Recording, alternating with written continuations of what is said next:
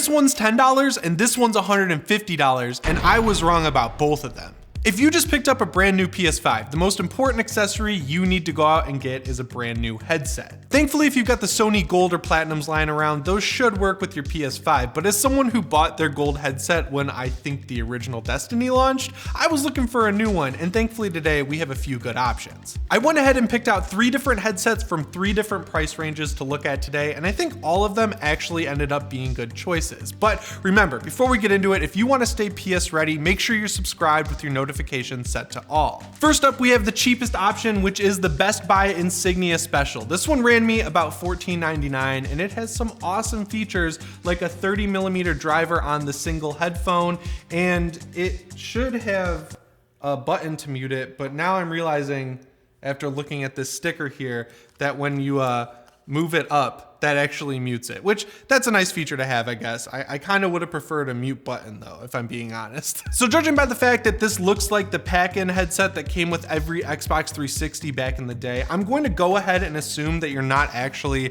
supposed to use this as a gaming headset. This one's mainly for chatting with your friends while you're playing Warzone or Destiny 2. It's just meant to be there and have your ear open so that you can hear the speakers of your TV, which theoretically would sound a lot better. The craziest thing about this headset, and I can't believe I'm saying this, is that the box wasn't lying about the high definition audio. I plugged it into my DualSense to play some Ghost of Tsushima, and I was honestly extremely impressed with the audio quality. Like, this isn't going to replace a good pair of earbuds or an actual gaming headset, but if it's late at night and you just need to throw headphones on and this is the closest thing to you, the sound is good enough from just this single earpiece to get away with it. And I don't really understand why they would do that because it definitely doesn't need that functionality, but for $15, I'm not gonna complain about it. And I kind of had an inkling about this when I went on the website and I saw that it had a 5-star rating on bestbuy.com, but there were like 1,000 reviews and everyone was like, yeah, this thing's actually great. I actually feel like I got a good deal on this cheap ass headset.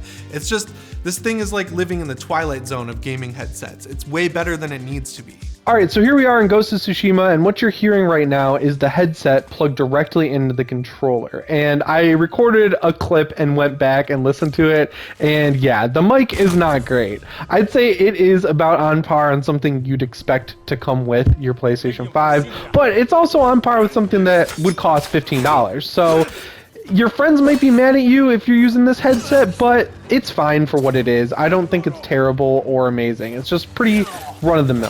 Where this headset loses me though is with the fit. As you guys probably saw, it's very constricted, and the way it stays on your head is by just clamping the side of it really hard. I used it for about 20-25 minutes while I was playing Ghost of Tsushima yesterday, and I did get a little bit of a headache on the side of my head after a while. So if I was in a Destiny raid, which could take anywhere up to 6 hours depending on who you're playing with, I'm looking at you, George, it's gonna start hurting your head, and that kind of defeats the purpose of having this cheap headset in the first place. So if your budget is $15, beggars can't be choosers. I think you have some other problems to figure out, but if you just want a cheap headset to throw on at late at night or when you're playing games for a few hours at a time, I think this one will get the job done. The second headset I picked out is the official PS5 headset, and it's called the Sony Pulse 3D Wireless. Now, if you can find this one, which is actually proving extremely difficult still a few months later, it should only run you around $99. And if you've had the Sony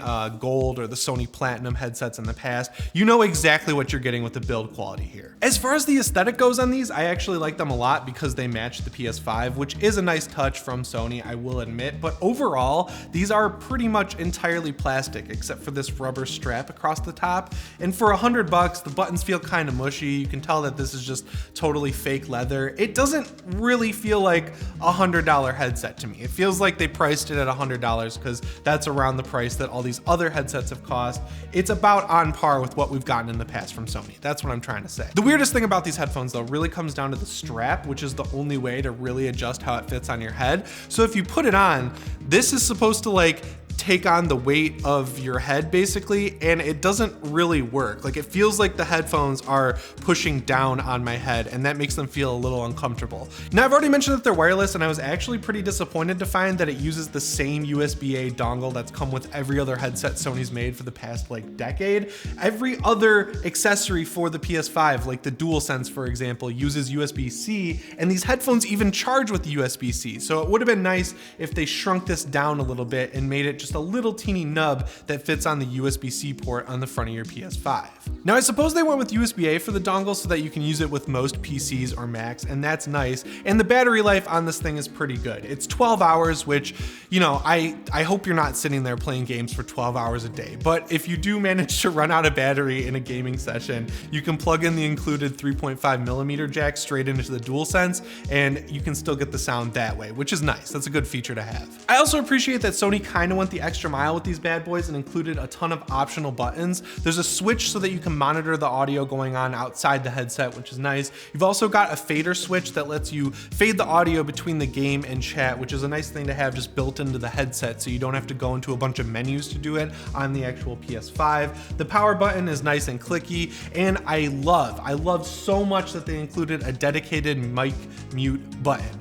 Now, you don't really know when the microphone is muted because the button feels exactly the same as every other button on here. It's the same shape, which is kind of annoying. And there's just one little indicator on the actual PS5 that flashes for a second when it's muted. But again, that's a feature I feel like every headset should have, just straight up built in and easily accessible. So this one wins points from me. All right, so we're back in Ghost of Tsushima, and this might come as a surprise, but the audio you're hearing right now is coming directly from the PS5 Pulse 3D headset. I'm actually kind of shocked I'm saying this, but it doesn't sound too far off from the $15 Insignia Special, which I really think comes down to the fact that the microphones on this thing are pinhole mics instead of the boom mics you get on other headsets. So as far as these guys sound, I was actually a little disappointed with them. So I already mentioned that I'm graduating up from the gold headset, and to be fair, the gold headset does not have 3D audio, which is like the main new audio feature that every first-party PS5 game has. And I gotta be honest, I didn't really love it all that much on this headset. Like, I could hear the virtual surround that it provides, and I could hear all of the different sounds in the game I was playing, but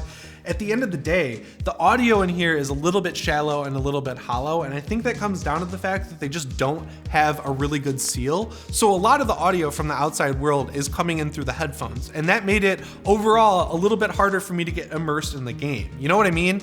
I feel like it's hard to explain, but if I just took these off and put them on your head, you'd instantly hear what I was talking about. So for $100, I feel like these are good when they could really be great. There aren't that many more features than you got on the Platinum headset back on the PS4, and it just kind of feels like Sony thought they were taking the if it's not broke, don't fix it approach, when there are some major improvements that could be made overall. I think this is the one that people are mainly going to get because it matches the PS5 and it's Sony official, so you obviously feel more comfortable getting it directly from the people who are making the console. But at the end of the day, I think you're going to want to take a look at the next option. Now, the last headset we're taking a look at is the Steelseries Arctis 7P, which should retail around $149, but again, like every other PS5 accessory, these are sold out pretty much everywhere right now, which is kind of annoying. Now, I will admit up front, I'm a little bit biased towards these headphones to begin with because I've been using some variation of the Arctis 7s for like 3 or 4 years now, and I can't really switch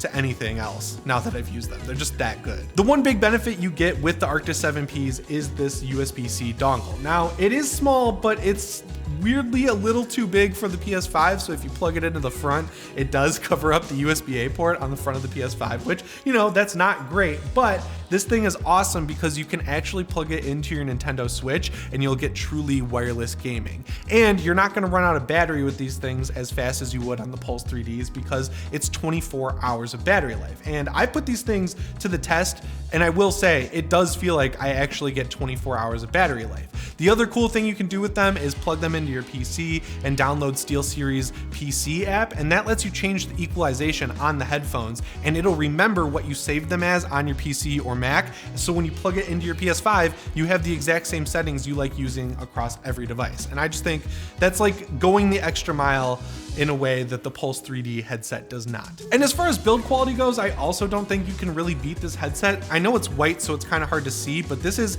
solid metal. It's an aluminum band across the top, and they use this ski mask type material to rest it on your head. So when you put it on, you can actually adjust the ski mask with this like Velcro strap that I'm not gonna do because it took me a while to get it perfect. But overall, they're just a lot more comfortable than the Pulse 3D wireless headphones. And another thing I really like with these bad boys is that the microphone is actually retractable. And I know they're white, so you're not gonna really wanna use them as your everyday headphones because they're gonna just draw attention. But if you wanted to, use them with your phone or something like that, and you didn't want the mic extended so everyone knows you're a gamer around you, you can just slide that in, and then only the most observant people will know you're a gamer.